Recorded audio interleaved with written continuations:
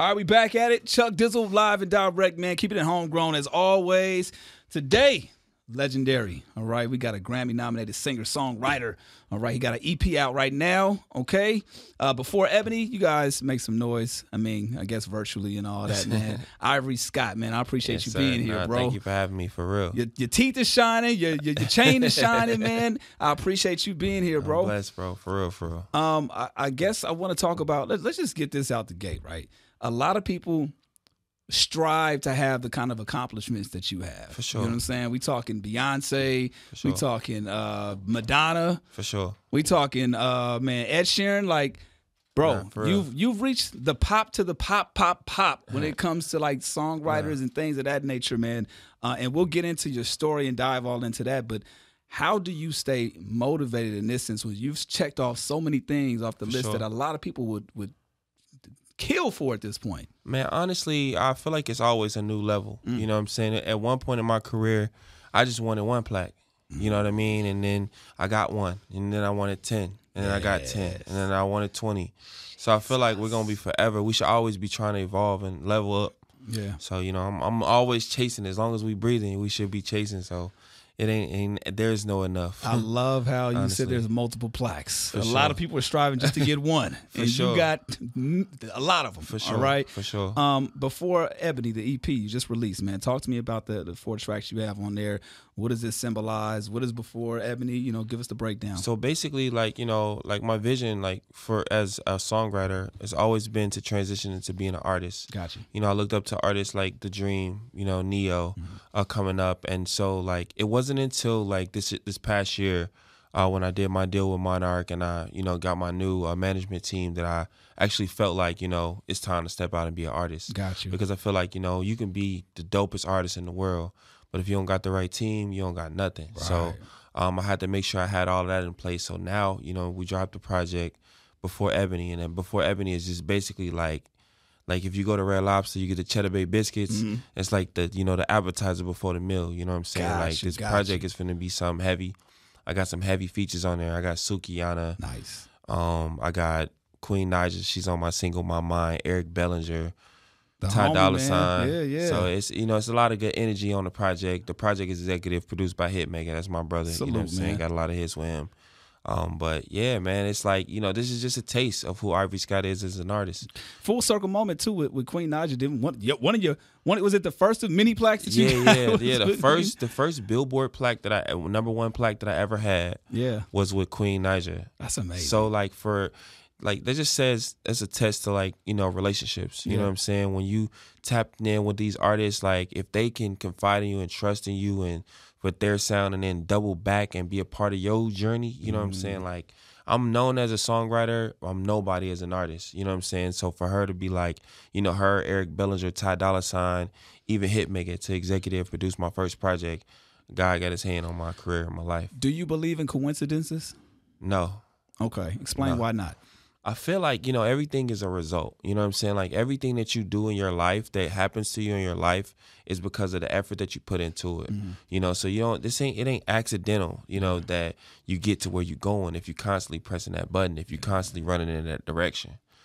Yeah, the reason why I asked is because, I mean, going off the Queen Naija thing, right? You know, first of many plaques, and now that being the first Billboard one, and then you having a song with her, as you coming out as an artist now, right? She's on the project showing love. You speak on Hitmaka, Eric Bellinger. These are all, you know, singers, songwriters. They're artists, but have transitioned successfully. For sure. You know, as you musicians, you know what I'm saying? For sure. And have their bag in each lane. For sure. And this is something that you aspire to do, and you're actually doing it right now. So you have the right people in pocket. You're dealing with the right individuals.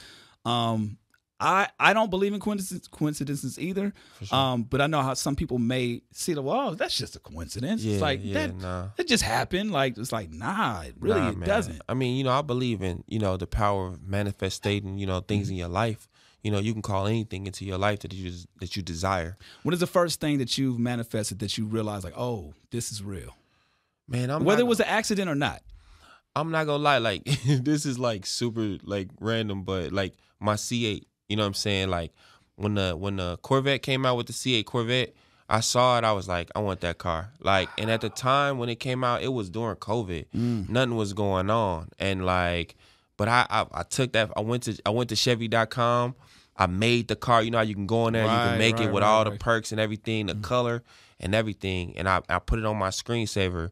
And every day, you know, I just like, you know, I put in the work to get to that point. I bought that car cash. It was paid like $115K for that car. Like, you know what I'm saying? Like, but I manifested the possibility of being able to, you know what I'm saying, spend that kind of money on something. But you can, man, anything you want, dude, you can have it if you believe it. What is your response to somebody that hears that and they're like, man, I've been trying at X, Y, and Z for so long. I've took the screenshot. I've went to Chevy.com too and built my card. I don't have it yet. Like, honestly, what do you say to them? Honestly, like, we're all one moment away. You know what I'm saying? That like we're all one. Like I see it. There's a picture like around on the internet of a man like digging, looking for his treasure, and he's like so close, and he quits. So many people's dreams die like that. You know what I'm saying? Because you quit right at the moment. You never know when that moment gonna come, but all it needs to be is one moment. One more strike. All it needed to be was one, you know what I'm saying? One phone call, you know what I'm saying, that could change your life. One song, you know, like, so you just got to keep striving, keep pushing until your moment comes. Because if you keep pushing, it's going to happen. Was your journey always that of wanting to do songwriting, or was it a musician first? Or like, tell me the background. How did you fall in love with music, and what was the journey in the beginning? So like, you know, growing up in Chicago, you know what I'm saying, it was very dramatic. You know what I'm saying? My dad was a heavy user. My mom was not existent for the most part. And music was my escape from reality. You know what I'm saying? Music was my peace. Music was what I went to for a hug. You know what I'm saying? So that's what made me naturally gravitate to it and fall so deep in love with it. It just so happened, like, I know a lot of people that fall in love with music but can't do it. And God, you know, gave me the gifts to be able to create it. So I'm one of them.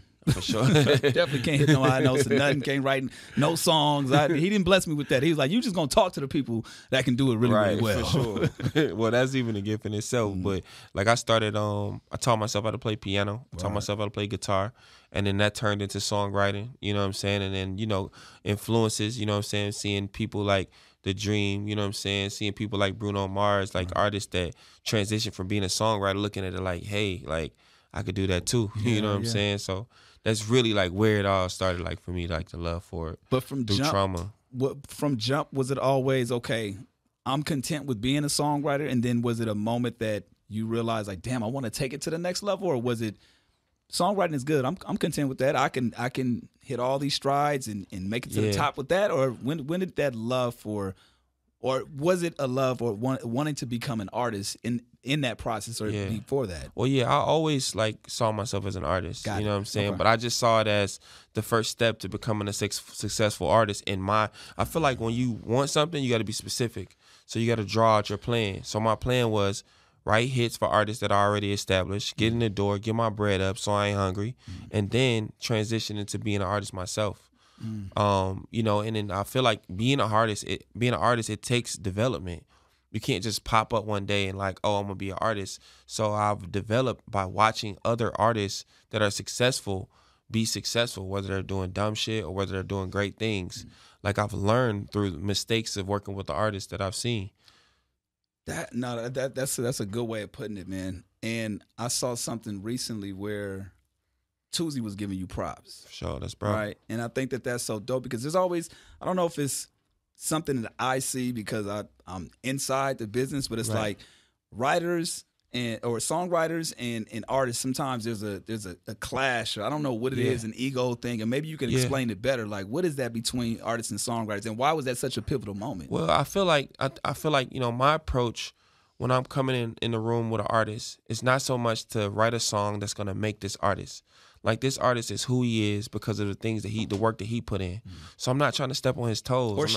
Or she, right. I'm not trying to get in his way. I'm not trying to get in their way of their creativity. I'm just trying to add to the room. I'm the inspo. So, like, that's my approach.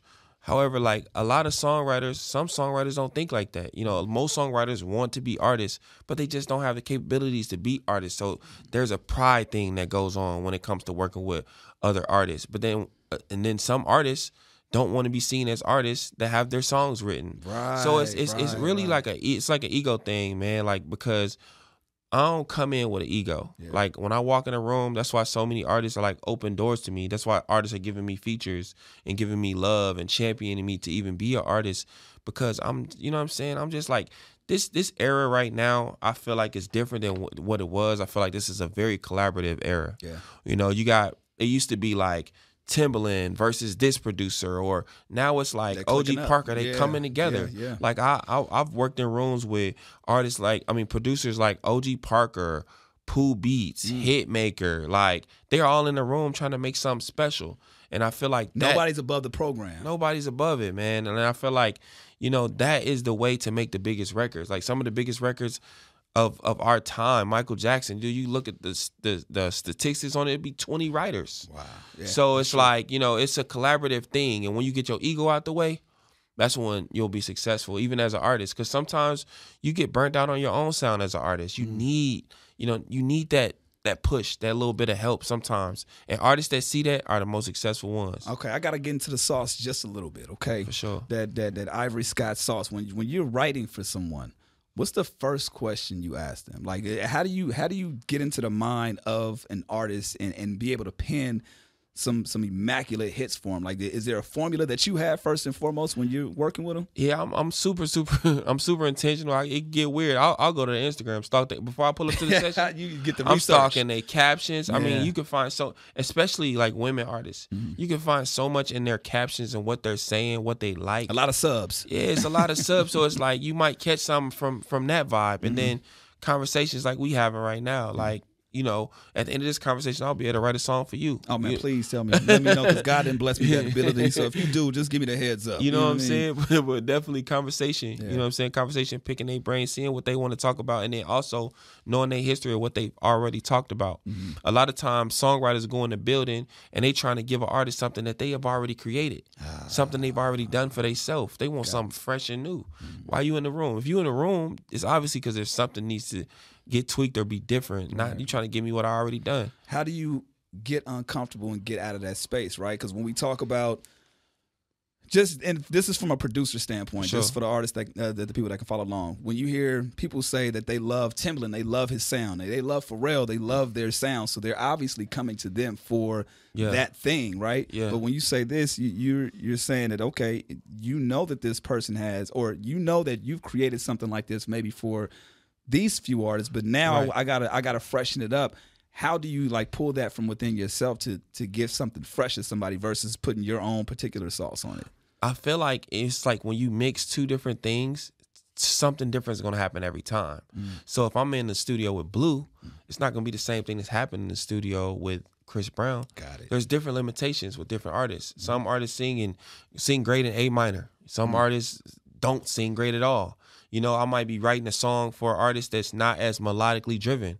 So it's going to change every time. You know, I'm going to condition myself. Like, the reason why I got the ability to be in a room with artists from the dynamic of Madonna and Dirk is because it's like it's like two different worlds. It's two different worlds, dude. It's like, you know, that's why I'm able to like shapeshift. You got to be able to shapeshift to be a successful songwriter in the game. Do you, this is super random, but so you mentioned being in a room with Dirk versus being in a room with Madonna.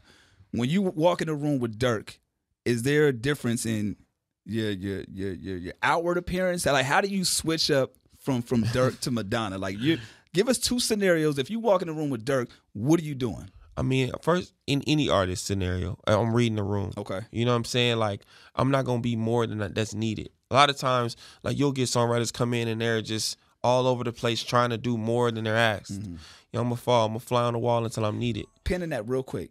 Did you learn that from mistakes, or is that always been a part of your personality? I guess it's always kind of been a part of my personality because, like, I've always, like, been able to, like, I learned this playing football. Crazy story. Scored my first touchdown in high school football. Run, I go, I celebrate. I'm going crazy in the end zone. Coach takes me out for the rest of the half. He's like, you know, when you go in the end zone, you got to act like you've been there before. So it's like, I take that and I apply that to everything in my life. In any room I go in, you got to act like you've been there before, even if you ain't. Like, sometimes people blow situations because they don't know how to be. You know, they don't know how to exist in a room. You got to know how to exist in every different room. You know, you got to know what the artist is looking for. You got to know what they're trying to pull from you. Sometimes you need to fall back. Sometimes you need to gas them up.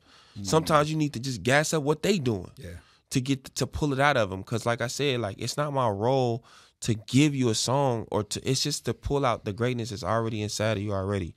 Is there situations where the energy is low, right? You walk into a studio session, the energy is just not there. Yeah, for sure. Do you push through that, or is it, man, we just got to chalk this one up as an L today? Some scenarios, yeah. Okay. You know, like I learned like from Hit told me, you know what I'm saying, a while ago. He was like, we was in the studio and we was like pulling up beat after beat after beat and nothing was happening.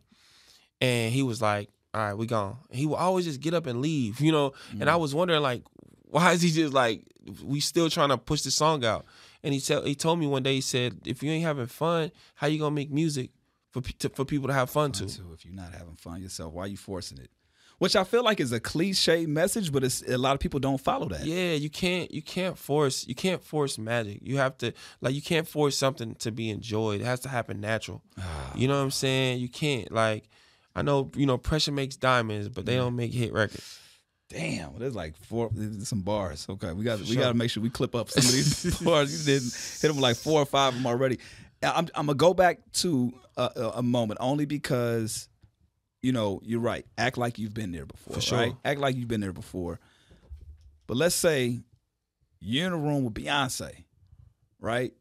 And nothing's working. Is at that point, are you content? You personally, are you content with walking out that room with the possibility if that may not happen again, this opportunity? Or do you push it and say, look, I got another one. Hey, do you then speak up? Like, how do you navigate that? You got to choose your situations. I'm walking out of Beyonce session. Okay, now we talking. We gonna be there until it works. Now we talking. As long as the opportunity is there. But I haven't really had too many situations where, like, you know what I'm saying, like, nothing's happening. Gotcha. Because, like, I'm so free mind when it comes to making records. I'm not like, there's no pressure on it. You know what I'm saying? Like, a lot of times people be putting too much pressure on it or trying to create something that already existed. Like, a lot of times labels would be like, oh, we need another I'm gonna buy you a drink. You know, that song already existed. Wow, what's the new one? What's the next one?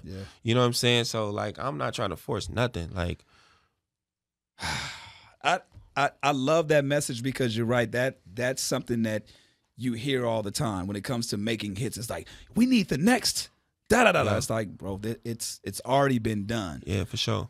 How do you push back with label execs or people that come into the room and try to ask for that? Do you just know, or like, how you personally, how do you deal with it? Well, you know, in the beginning, you know, when you first get started, you gotta, you know what I'm saying, you gotta take more sessions than you say no to.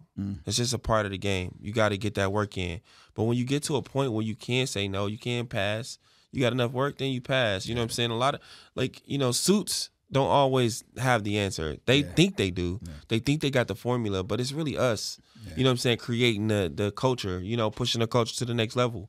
What, you know, who's going to be the next Sexy Red? Who's going to be, that's us pushing the culture. It's not the suits. So it's like, you know, you got to pick your battles, you know, because some execs, you know, they do know what they talking about. And sometimes you do, you know, so you just got to pick your battle as you go. But yeah, I've turned down stuff, man. I've just, send it to me. I might do it. I might not. I'm not going to put no pressure on it because I like to do what I enjoy. You know what I'm saying? If I wanted a job, I'll go work at a grocery store. And you've done construction before. Yeah. So it's like you've already been there. Yeah, right? For sure. I heard you tell a story about leaving the job or being presented with an opportunity to make hella money for sure in this profession, for right? Sure. Building something like Disneyland or something like that? Yeah, so like I got offered a job to build hotels in Disneyland. I was working for a company called Handover where I was a lead carpenter. So we build like high rises, all types of shit. And it was like a 6-figure gig, you know what I'm saying? And I had the opportunity to take that job, and then Ray Daniels hit me on the last day when I had to tell the guy if I was gonna take the job or not. And he's like, listen, you know what I'm saying?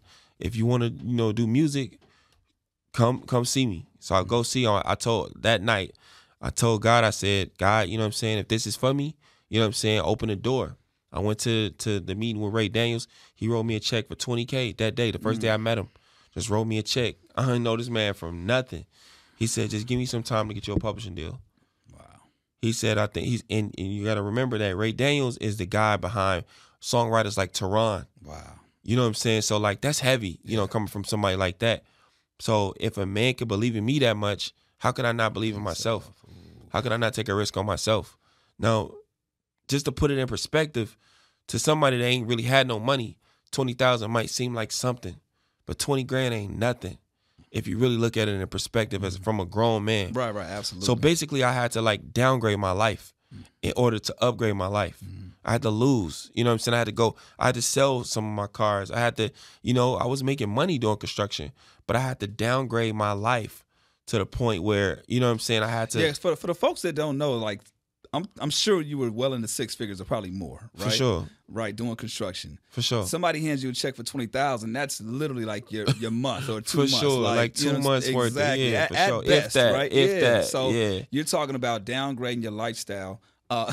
Just because I'm very intentional when I'm having this conversation, because there's literally somebody probably going through this right now. For sure. What was the first thing that she was like, yo, I gotta let go? You mentioned cars. Was that the first thing? What was the first thing where you like, I'm downgrading my lifestyle? It was like I even had to downgrade my living situation, like where I lived. I had to go down, dude. I had to go get back in the mud in the trenches. But it felt so good to get up every day and do what I loved. Gotcha. You know what I'm saying? Like, it was more valuable to me. You know, losing what I had to lose in order to get where I am today, I would never change it. Yeah. You know what I'm saying? So, like, if you got a dream and you want something more out of life than what is presented to you or what is in the program for you, you gotta sacrifice. It's, you know, you ain't gonna get nothing if you don't sacrifice. What was one of the things that was hard for you to sacrifice? I mean, I know you talk about the living situation. You mentioned in essence for you. And again, this is my first time meeting you, so I don't know like respect. For you what's hard and what's not hard. So for you, was moving to a different area like a tough thing, or were you like, nah, I'm cool? Like, well, not really a tough thing. Like I've been homeless. I grew up in Chicago. Like I ain't never like. I've seen the bottom. Gotcha. So I know what that looked like. It's not like it was like so dark for me to downgrade my life, or I'm so stuck on material things that, oh my gosh, I gotta drive the new Benz. Why I ain't driving the Benz? Yeah. It's more so like the perspective of people around you saying, dude, you got a 6-figure opportunity. You talking about doing music? Like it's your peers. It's the people around you that have let, you know, the world suck their dream out of them. Yeah.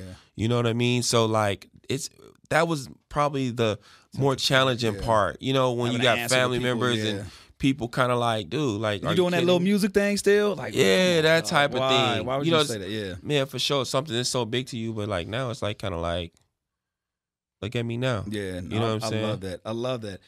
How you mentioned your relationship with your mother and your father.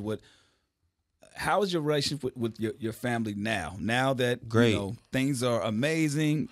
Were you the one to reach out? Did they reach out? How did you mend this relationship? You know, like, although like my parents like didn't do the best at parenting, I feel like, you know, my parents did love me, and they do. You know what I'm saying? And I bought my mom's a house in Georgia. Nice. You know what I'm saying? Like I take care of my pops. Like you know what I'm saying? I'm engaged with my family. I love my family.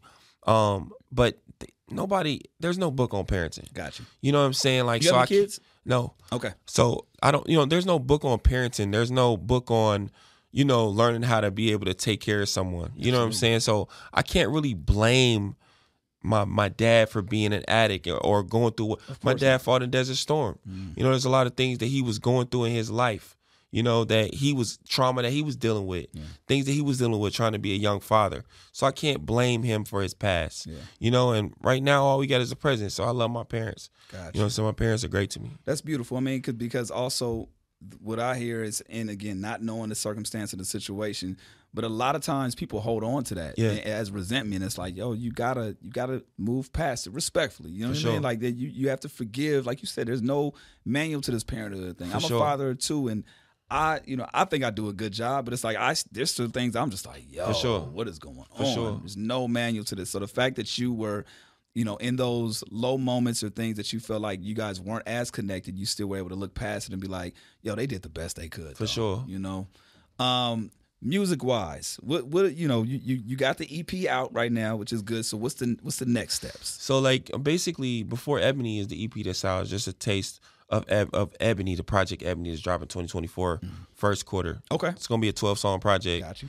It's gonna Ivory, be Ebony. I get it. I get what you're doing. You know what I'm saying? Okay. So we gonna drop the whole project and we just finna roll out. We finna do some touring. We finna. Ivory Scott, the name behind it. What's the meaning behind That's that? my name. That's your actual government name. Yeah, I'm Ivory Scott the Fourth. I love that. My dad's name's Ivory. Really? Yeah, for sure. So when you have kids, it's gonna be Ivory Scott the Fifth. Yep. Gonna keep it going. It's gonna keep going. Yo, I had to put because my name is Charles Dorsey II. My pop's name was Charles. See, my son. So I named my son, the third. Right. So, but people like that. One of my boys is like, that is so vain. How could you give your son your name? Why don't you let him? Like, yo, I'm keeping the legacy, man. Right, it's for sure. Who are you to say that? For sure. That's amazing, bro. I love this journey for you. I love your energy. Appreciate that. And I love how you understand what your purpose is here. And Respect. It seems like you're very intentional about that and making sure that people understand that. You've kind of hinted to this and you said this in the interview, but just so we can make it clear, what are some do's and don'ts when it comes to like as a writer? There's etiquette, right? You mentioned reading the room, making sure, but is there something that maybe you didn't do that you've learned from? I've had situations like when I first there's been situations where I've been in a room where a hit was being made and I wasn't giving no input. Like I've gotten invited to a room, like when I first got started, like couple of the first sessions I was in with Hitmaka, I think they did this song with Ariana Grande and 2 Chainz. Okay. That song. And I sat in that session. I was in that session and I was sitting back. I was playing too far back. Oh, God. And I missed the opportunity. I could have been a part of that record. You know what I'm saying? Like, and so it's like, you got to know, it just goes back to reading the room. You know what I'm saying? Speak up. You close mouth, don't get fed. Jesus. Like, but there's that fine line of, making sure you might go too much. You might give too much. Blow the opportunity. You might blow it. So, jeez, man. Is there, your resume is so packed. Is there anybody that you would love to work with that you haven't gotten in the room with? No, for sure. SZA's definitely one of the artists that I definitely want to, tap in with. Of course, like Ye, I haven't got it. I've been working with Ty on some stuff, like, cause they doing a project together. Yeah. But I haven't got to lock in a record with Ye. Man, this time next year, I'm already gonna be like, yeah, man, you got a whole project together. You know what I'm saying? For sure. A screenshot of the picture of Ye having a tweet, and we got a whole album. I feel like my wife is one of those manifestors, right? For sure. Where she's just amazing at it. She and I think it's because she's so effortless with her thinking about it. She doesn't overthink it. She's just like, I want it, it's gonna happen. I'm like, oh, that's amazing. Like, kudos to you. For sure. And I feel like you had that same energy about yourself, Respect. Man. I love that. I love that. Ebony, top of the year? Top of the year. Okay. First quarter. Is the album done? The album's practically done. There's a few, little tweaks that we're gonna go over the next couple of days, but it's basically done. So it's still time for SZA to get on the record? It's still definitely time. Still time. Okay. Well, man, I appreciate this conversation, man. Before Ebony is out right now, okay? Is there anything you want to let the people know that we haven't already touched on, bro? Man, we touched on it a little bit, but listen, if you got a dream, chase it. Okay. That's it. I love it. If you got something in your heart that you desire, man, listen, don't die empty. You know what I'm saying? A lot of people out here dying empty, bro. Here we go. This is one thing I didn't ask you. The year can't end without you doing what? This can be personal goals. This can be music. The year can't end. When I say the year can't end, it can be literally into 2023, or we can extend it and say by this time next year. Yeah, by this time next year, I need to have a plaque with my face on it. Ooh. I got plenty plaques with other people's face on it. It's time for one of my own. Well, I look forward to having that conversation. And you for can bring sure. That plaque I'm going to bring it in here. Exactly. You see, we on the same page. For sure. Man. Ivory Scott, man, I appreciate you being here. Pleasure's Look forward mine. to the next conversation. Sure. Chuck Dizzle, live and direct, keeping it homegrown. Catch y'all next time.